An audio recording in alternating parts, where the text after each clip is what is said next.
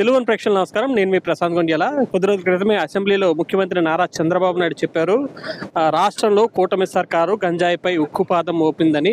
అందుకు తార్కాణంగా నిలుస్తున్నాయి ప్రస్తుతం రాష్ట్రంలో ఈ ప్రధానంగా ఉత్తరాంధ్ర ప్రాంతంలో గడిచిన కొద్ది రోజులుగా సుమారుగా 7,000 కిలోలు గంజాయి పట్టుకున్నారు. వాటన్నిటిని డిస్ట్రక్షన్ చేసే పరిస్థితి ప్రస్తుతం శ్రీకాకుళం జిల్లాలో జరుగుతుంది. ఉమ్మడి శ్రీకాకుళం జిల్లా, విజయనగరం జిల్లా, పార్వతీపురం అన్యం జిల్లా 3 జిల్లాల నుంచి పెద్ద ఎత్తున అయితే ఇచ్చేశారు. ఇది ఏ పద్ధతిలో వీటన్నిటిని ఛేదించారు, భవిష్యత్తులో వీటిపై ఎలాంటి చర్యలు ఉంటాయి వివరించేందుకు ప్రస్తుతం మనతో పార్వతీపురం అన్యం జిల్లా ఎస్పీ సార్ మాధవరెడ్డి గారు ఉన్నారు. సార్ చెప్పండి, ఎలా ఏ టెక్నిక్తో గతంలో ఇంత స్థాయిలో కేసులు రిజిస్టర్ అయ్యే కాదు, ఏ ఫార్మేట్లో వెళ్ళారు, ఇన్ని ఎలా కనుక్కున్నారు, భవిష్యత్తుపై వీళ్ళు చర్యలు ఏ విధంగా?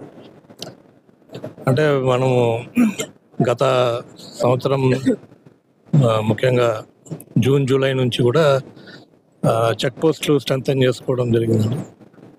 అలాగే ఇన్ఫర్మేషన్ కూడా పెట్టుకోవడం జరిగింది. ముఖ్యంగా మనకి పార్వతీపురం మన్యం జిల్లాకు వచ్చేసరికి కల్టివేషన్ లేదు.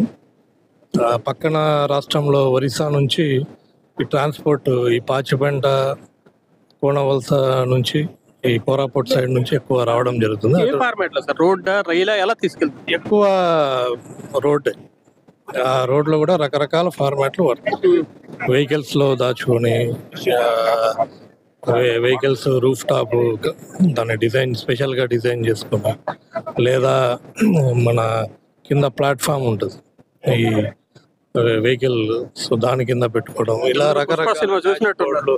రకరకాల ఒక ఇన్స్టెన్స్లో మాకు బొలరో ఆ పైన రూఫ్కి మధ్యలో గ్యాప్లో స్పెషల్గా డిజైన్ చేసి దాంట్లో అవన్నీ కూడా గాంజా ప్యాకెట్లు పెట్టి మళ్ళీ పర్టికులర్ ఇష్యూకి మాట్లాడుకుందాం. ఎలా డిటెక్ట్ చేశారు అక్కడ అది ఉందని? అది స్పెసిఫిక్ ఇన్ఫర్మేషన్ ఉన్నది, కానీ వెతికితే కనపడలేదు. మళ్ళీ కొంచెం లైట్గా డౌట్ వచ్చి దాన్ని ఓపెన్ చేసి చూపిస్తే బొలరో టాప్ చిప్ప తీస్తే లోపల అలా. సో దాంట్లో అరౌండ్ మనకి 200 kgs దాకా కూడా అప్పుడు దొరకడం జరిగింది. అండ్ రీసెంట్గా అయితే మనకి ఇలాగే ఎక్కువ కార్లలో, వెహికల్స్లో పెట్టుకోవడం, బొలరోస్ వెహికల్ డాష్ బోర్డులు, డాష్ ఇలా. సో ఇవన్నీ ఏంటంటే మనకి ఎక్కువ ఒరిస్సా జిల్లా నుంచి వస్తుంది. ఇన్పుట్ రెడీ అవుతుంది, ఎక్కడికి ఎక్స్పోర్ట్ అవుతుంది సార్ ఇవంతా కూడా? మీరు డిఫరెంట్ ప్లేసెస్ అండి. మనం అక్యూజ్డ్ డేటా చూస్తే మనకి ఇక్కడ నుంచి తమిళనాడు నుంచి వచ్చి తీసుకుపోయే వాళ్ళు ఉన్నారు, అలాగే ఉత్తరప్రదేశ్ నుంచి వచ్చి తీసుకుపోయే వాళ్ళు ఉన్నారు. డిఫరెంట్ స్టేట్లో కొంతమంది వాళ్ళు ఇక్కడ నుంచి తీసుకెళ్ళి వాళ్ళు సెల్ఫ్ కన్జంప్షన్ కోసం, కొంతమంది ఎక్కువ క్వాంటిటీ రాష్ట్రంలో అంతా సప్లై చేయడానికి, ఇలా రకరకాల కొంతమంది గ్యాంగ్స్ ఉన్నాయి, కొంతమంది ఇండివిజువల్. దేశవ్యాప్తంగా అలవాటు పడిన వాళ్ళు కేరళ నుంచి కానీ, కర్ణాటక నుంచి కానీ, అటు ముఖ్యంగా నార్త్ ఉత్తరప్రదేశ్, బీహార్, అలా కూడా వీళ్ళతో ఒరిస్సా నుంచి అక్కడ లింక్స్ పెట్టుకొని. మీరు మీ సర్వీస్ లో హైయెస్ట్ ఎంత సేల్ ఉంటుంది పర్ కేజీ? ఎంత వర్త్లో ఇవంతా నడుస్తుంది? సో అంటే ఇక్కడ పర్చేజ్ పాయింట్ ఎక్కడైతే ఫర్ ఎగ్జాంపుల్ అంటే ఆ కల్టివేషన్ దగ్గర కానీ ఆ ప్రాంతాల్లో వాళ్ళు అరౌండ్ 1,000-2,000 లోపలే కొనుగోలు చేస్తారు. బట్ మార్కెట్లో డిపెండింగ్ ఆన్ అది 10,000 నుంచి 30,000 వరకు, ఇంకా పైన దాన్ని ఫైన్ ట్యూన్ చేసేంత వరకు ఇంకా 50,000 వరకు కూడా పోయే అవకాశం. ఏ పర్టికులర్ ప్రోగ్రామ్ లో ఈ డిస్ట్రక్షన్ మోడ్ ఎంచుకున్నారు? సే నో టు డ్రగ్స్ అని NDPS యాక్ట్ ప్రకారము ఈ కేసు ఇన్వెస్టిగేషన్లో భాగంగా ఫైనల్గా గాంజా అనేది మనము డిస్ట్రక్షన్ చేయమని మనకి చట్టం చెబుతుంది. ఆ డిస్ట్రక్షన్ కూడా ఎట్లంటే అట్లా చేయకూడదు, దాన్ని ఇన్సినరేషన్లో మాత్రమే చేయాలనేది మనకి government of India rules. State government కూడా దానికి గదట్టి ఇచ్చి దాన్ని ఫాలో కావాలి. సో దానికి అనుకూలంగా మనము ఈ సంవత్సరము రేంజ్ పరంగా కూడా దీన్ని పాటించి, గతంలో ఇలా ఓపెన్గా అంటే ఐసోలేటెడ్ ప్లేస్లో కాల్చడం, పబ్లిక్ దగ్గర కాదు దూరంగా కాల్చడం జరిగింది.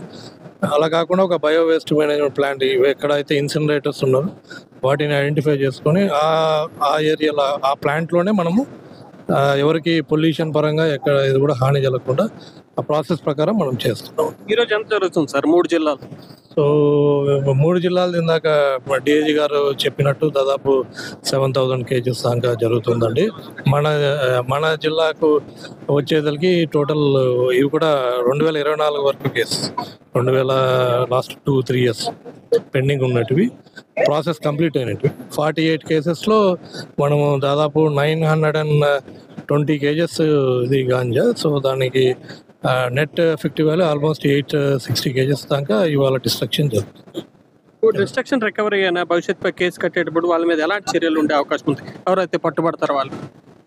సో పట్టుబడినప్పుడు చట్టం అది కఠినంగా ఉన్నది ముఖ్యంగా. సో దీంట్లో బెయిల్ కూడా అంత ఈజీగా రాదు. మినిమం శిక్ష కూడా 20 ఇయర్స్ దాకా కూడా ఉన్నది గాంజా కేసుల్లో.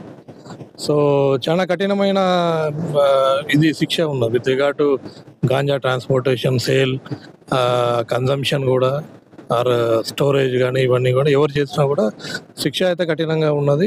సో దాంతోపాటు ఈ అఫెండర్స్ను మేము నిఘా పెడుతున్నాం. పక్క రాష్ట్రాల వాళ్ళకైతే అక్కడ మేమే ఇక్కడ రౌడీ షీట్లు, హిస్టరీ షీట్లు ఓపెన్ చేసి ఆ రాష్ట్రానికి రాయడం జరుగుతుంది. దీంతోపాటు ఫైనాన్షియల్ ఇన్వెస్టిగేషన్ కూడా చేయడం జరుగుతుంది. అంటే దీంట్లో ఒక గ్యాంగ్స్ ఎవరన్నా ఉంటే ఈ డబ్బు ఎక్కడి నుంచి వస్తుంది, ఈ డబ్బుతో గాంజా డబ్బుతో వాళ్ళు ఏమేమి కొంటున్నారో అవన్నీ కూడా ఆస్తులు ఐడెంటిఫై చేసుకుని ఆ ఆస్తుల్ని కూడా వాళ్ళకు శిక్ష, కేవలం వాళ్ళకు శిక్ష పడడమే కాకుండా వాళ్ళు సంపాదించింది ఈ గాంజా డబ్బుతో సంపాదించిన ఆస్తుల్ని కూడా మనము చట్టం ముందు పెట్టాలనే ఉద్దేశంతో ఫైనాన్షియల్ ఇన్వెస్టిగేషన్ కూడా చేస్తున్నాము. దీనికి సంబంధించి మేము పక్క రాష్ట్రంలో, ఒరిస్సా రాష్ట్రంలో ఫర్ ఎగ్జాంపుల్ ఒక 40 మంది అక్యూజ్డ్ ఎవరైతే ఉన్నారో వాళ్ళకి సంబంధించిన ఆస్తి వివరాలను మేము IG stamps and register, IG Orissa ఆయనకు లెటర్ రాయడం జరిగింది. వాళ్ళు కూడా ఆ డీటెయిల్స్ ఇచ్చారు, అవన్నీ కూడా వెరిఫికేషన్ చేస్తున్నాం. అలాగే మిగతా రాష్ట్రాలకు కూడా ఎక్కడైతే అక్యూజ్డ్ ఉన్నారో యూపీ, మహారాష్ట్ర అందరికీ కూడా ఆస్తుల డీటెయిల్స్ రాయడం జరిగింది. ఇదే కాకుండా మనము మన యొక్క సాఫ్ట్వేర్ ఏఐ టూల్స్ ఉన్నాయి, అవి కూడా వాడుతున్నాం. మనకు నిదాన్ పోర్టల్ ఉంది. నిదాన్ పోర్టల్లో అక్యూజ్డ్ సంబంధించిన, ముద్దాయి సంబంధించిన డేటా అంతా ఉంటుంది, పాన్ ఇండియా డేటా ఉంటుంది. అంటే మన రాష్ట్రంలోనే కాకుండా వేరే రాష్ట్రాల్లో కూడా ఎక్కడ నేరాలు జరిగినా అక్యూజ్డ్ డేటా మన దగ్గర ఉంటుంది. అలాగే మనకి అదర్ సిసిటిఎన్ఎస్ అనేసి ఇలా పలు రకాల డేటా కూడా తీసుకొని ఇతను ఎక్కడెక్కడ వేరే దగ్గర నేరాలు చేశారు, మరి other details like bank accounts ఇవన్నీ కూడా ఇన్వెస్టిగేషన్లో ఆ టూల్స్ అన్ని కూడా మేము ఉపయోగించి వాళ్ళని ముద్దాయిలను పట్టుకోవడం జరుగుతుంది. మీరు స్టార్ట్ చేసిన ఈ ఫైటింగ్ ఆ రోజుకి ఈ రోజుకి ఈ గంజాయి తాలూకా కల్చర్ పెరిగిందా, తగ్గిందా, డిక్రీజ్ అవుతుందా? గంజాయిది మనం చూసుకుంటే ఇప్పుడు గత 1 ఇయర్ కూడా ఆల్మోస్ట్ మనకి జూన్ నుంచి కూడా బాగా మన కంట్రోల్లో ఉంది. కన్జంప్షన్ అయితే మన జిల్లాలో లేకుండా చూస్తున్నాము. మెయిన్ ఎందుకంటే పిల్లలు కానీ యంగ్ జనరేషన్ వీళ్ళు పాడు కాకూడదు అనే ఉద్దేశంతో అన్ని స్కూల్స్లలో కూడా ఈగల్ క్లబ్స్ అని ఫామ్ చేయడం జరిగింది. మనం ఇప్పటి వరకు దాదాపు 72 ఈగల్ క్లబ్స్ ఫామ్ చేసాం జిల్లాలో. అంటే ఆ స్టూడెంట్స్నే యాక్టివ్గా ఇన్వాల్వ్ చేసి వాళ్ళతోనే మిగతా పిల్లలకి ఒక డ్రామా లాగా, స్టేజ్ ప్లే లాగా ఒక అవేర్నెస్ క్రియేట్ చేస్తూ వెళ్తున్నాం. మీరే కాకుండా మీ పక్కన బయట బంకులో కానీ ఎవరన్నా ఏమన్నా అమ్ముతున్న ఐస్ క్రీమ్ లాంటివి, మత్తు పదార్థాలు కానీ మాకు చెప్పండి అనేది ఒక నెట్వర్క్. ప్రతి మంత్ కూడా ఎన్కార్డ్ మీటింగ్ అని డ్రగ్ కోఆర్డినేషన్ మీటింగ్ కలెక్టర్ గారి ఆధ్వర్యంలో కండక్ట్ చేయడం జరిగింది. దాంట్లో ఆల్ డిపార్ట్మెంట్స్ రెగ్యులర్గా ఈ మన్యం జిల్లాలో ఎవ్రీ మంత్ మేము పెడుతున్నాము. ఇది మ్యాండేటరీ చేసుకున్నాం. So coordination other departments important కాబట్టి స్కూల్ ఎడ్యుకేషన్ డిపార్ట్మెంట్ని కావచ్చు, మెడికల్ డిపార్ట్మెంట్ కానీ మీ దగ్గరికి పేషెంట్లు ఎవరన్నా మత్తు లోన్ అయ్యి బానిసలుగా ఎవరైనా వస్తే మాకు చెప్పండి. సో వాళ్ళని ఏ విధంగా మనం రీహాబిలిటేషన్ చేయాలి, దీని నుంచి మనము వాళ్ళను ఈ మహమ్మారి నుంచి ఎలా బయటపడేయాలి, ఇవన్నీ కూడా ప్రణాళికాబద్ధంగా ప్లాన్ ఆఫ్ యాక్షన్తో వెళ్తున్నాం. ఇది కేవలం సేలు ఇవే కాదు, ఎఫెక్ట్ ఎవరైతే అవుతారో అది కూడా నిర్మూలించాలనే దాంతో మనం ముందుకు వెళ్తున్నాం. ఫైనల్ క్వశ్చన్ సార్, అవేర్నెస్ వల్ల కన్జంప్షన్ లెక్క చేస్తున్నారు, అప్రిషియేట్ దాట్. అయితే ఈ సీక్రెట్ ట్రాన్స్పోర్ట్ కన్నా ఫార్మింగ్ పైన దృష్టి సారిస్తే, ఒరిస్సాలో ఉందంటున్నారు, దాని మీద దృష్టి సారిస్తే ఈ ప్రాసెస్ అంతా కూడా ఉండే పరిస్థితి.